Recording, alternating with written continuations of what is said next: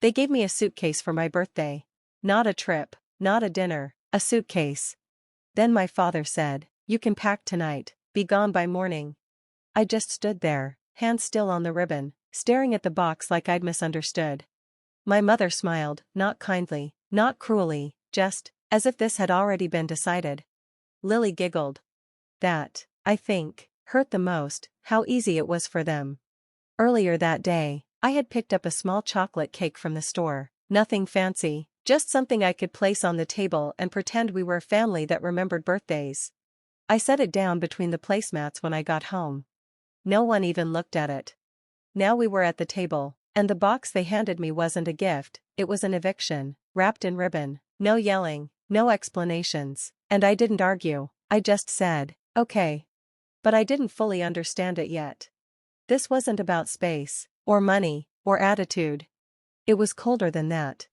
They'd stopped seeing me as family long before they asked me to leave. I had just been the last to notice. It hadn't always been like this. 2 years ago, I had a small apartment above a nail salon. The carpet was old, the hot water came and went, but it was mine. I paid every bill myself, ate packed lunches, bought secondhand. My Honda was held together with duct tape and hope, but it got me to work and back. I was building something, slowly, quietly. I dreamed of one day owning a little place with a kitchen window and a lock only I had the key to. That dream kept me going every time I said no to takeout or deleted something from my cart. Meanwhile, my sister Lily lived like we were in separate worlds, 6 years younger, yet always showing off new bags, new shoes, new everything. "Look, Anna, the Gucci tote I told Mom I needed. God, are you still wearing that sweater from Facebook? From like 2018? Mom never corrected her, sometimes she smiled, sometimes she sighed, like even she was tired of pretending we were the same. I kept thinking it was just a phase, that if I kept showing up, helping out, being steady, someday someone would say, "We see you, we're proud." That never happened. Instead, one Sunday, roast in the oven, tension in the air, Dad said, "We need to talk." He didn't look up. Mom folded her napkin too tightly. "Your father lost his job, they cut the whole department." I told them I was sorry, and I was, but even as I said it, I felt the shift. "There's the mortgage," Mom said, "utilities, Lily's tuition." Then they looked at me. "Would you consider moving back home?" she asked, "just for a little while, to help us through this?" I didn't answer right away. A voice in the back of my mind whispered, "If you go back, you may not come back out." But I looked at their faces, tired, scared, vulnerable, and thought, I can help, I should help. So I did. I gave notice on my lease, put my things in storage, moved back into my old bedroom, now mostly Lily's walk-in closet. They'd made space for a twin bed, but her clothes still hung on the walls like wallpaper. That night, staring at the ceiling, I told myself it was temporary. Just until I'm back on my feet, Dad had said. I wanted to believe him.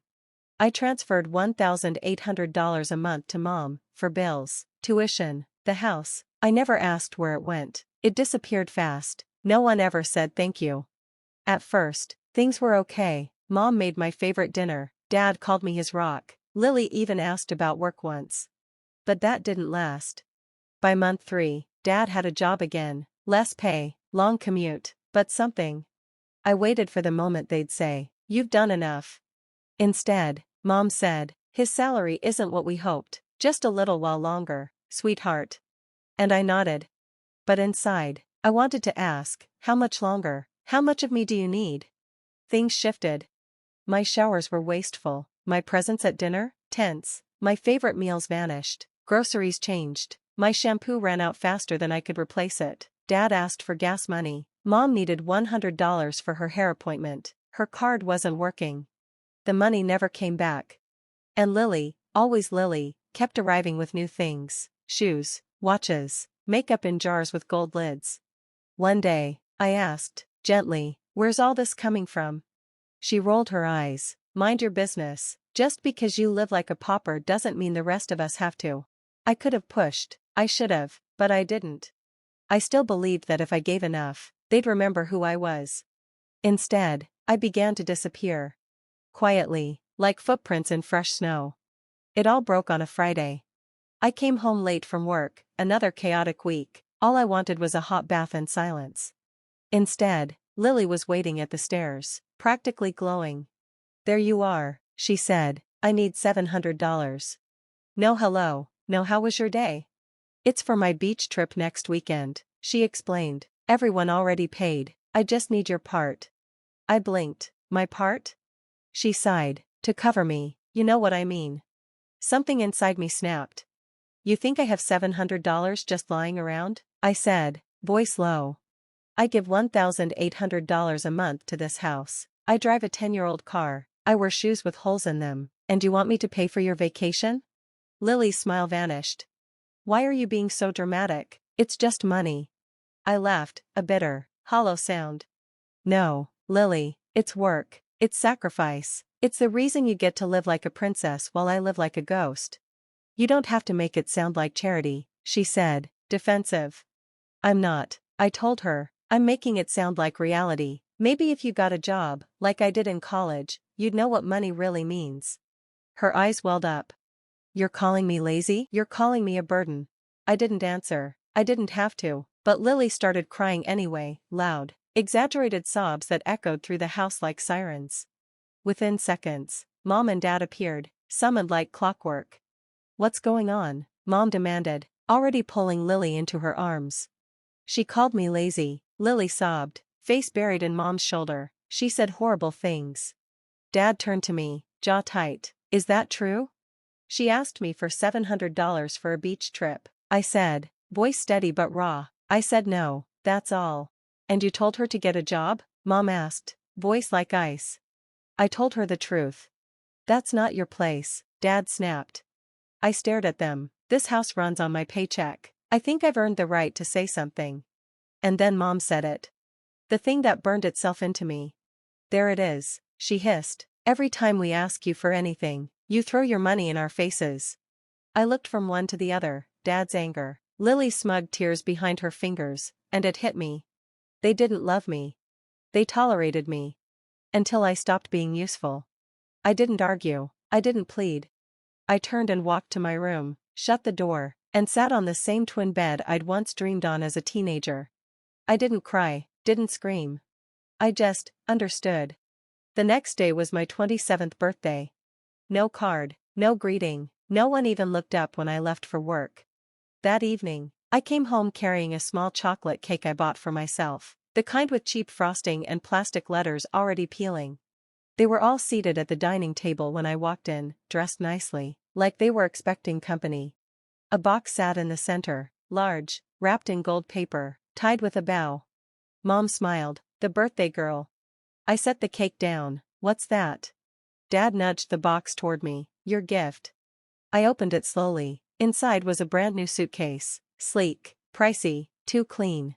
"Are we going somewhere?" I asked, confused. They laughed, not kindly, not cruelly, just like they all knew something I didn't. "You are," Dad said.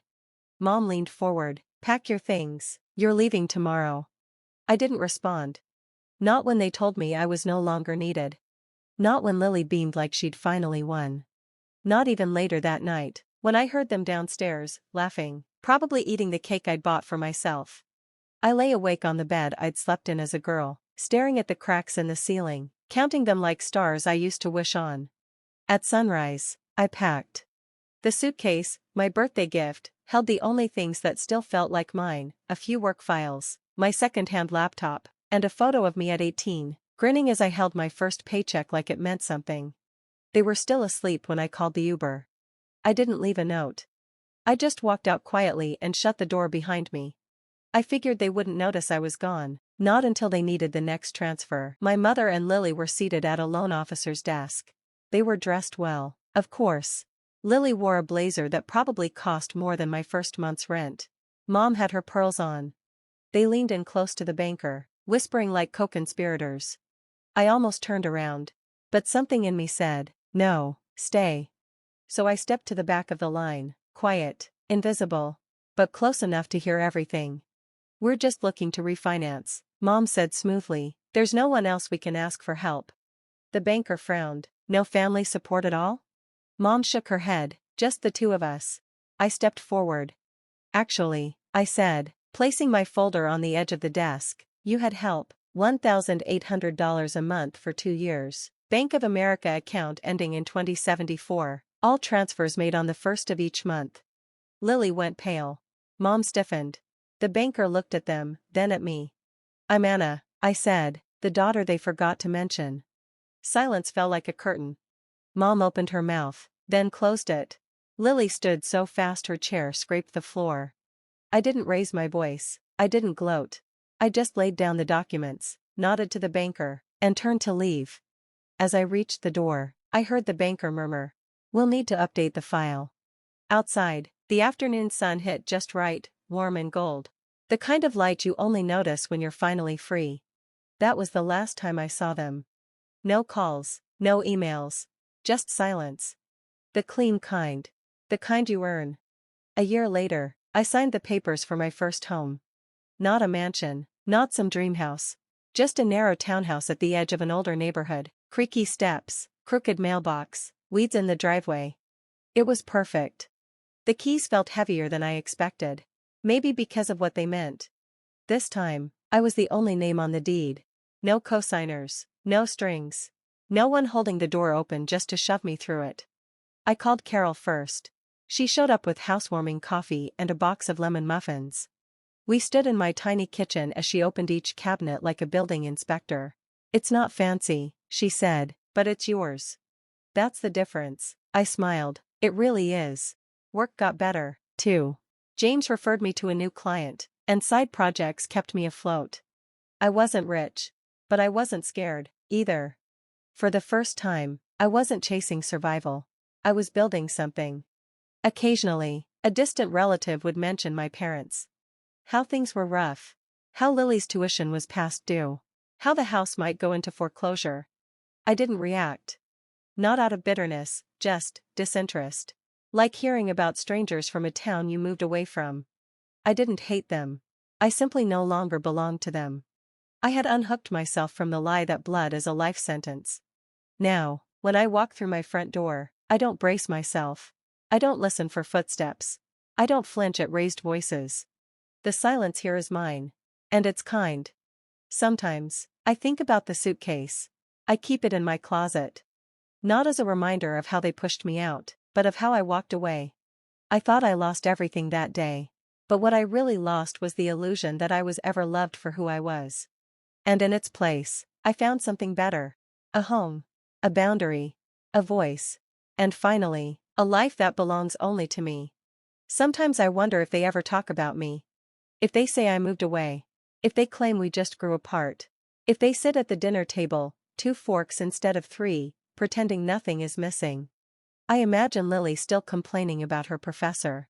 Still taking up more space than she needs. I picture my mother sighing into her teacup, bills spread across the table, murmuring, "It used to be easier when Anna helped." But never saying what really happened. Never saying who they pushed out, or why. And that's fine. I don't need an apology. I don't need their truth. Because I never disappeared. I paid the mortgage. I covered the tuition. I kept the lights on when they wouldn't even look me in the eye. I was there, every month, every meal, every quiet sacrifice. They just chose not to see me. Now I don't speak their names. But I leave proof. The suitcase in my closet. The emails, archived and unanswered. The house, mine, and fully paid. So if anyone ever asks what happened to the older daughter, the quiet one, the steady one, they'll have to choose. Keep lying. Or admit they lost the only person who ever showed up when it mattered. Because I didn't vanish. I was erased. And now, I live beyond the margins, where no one can touch me.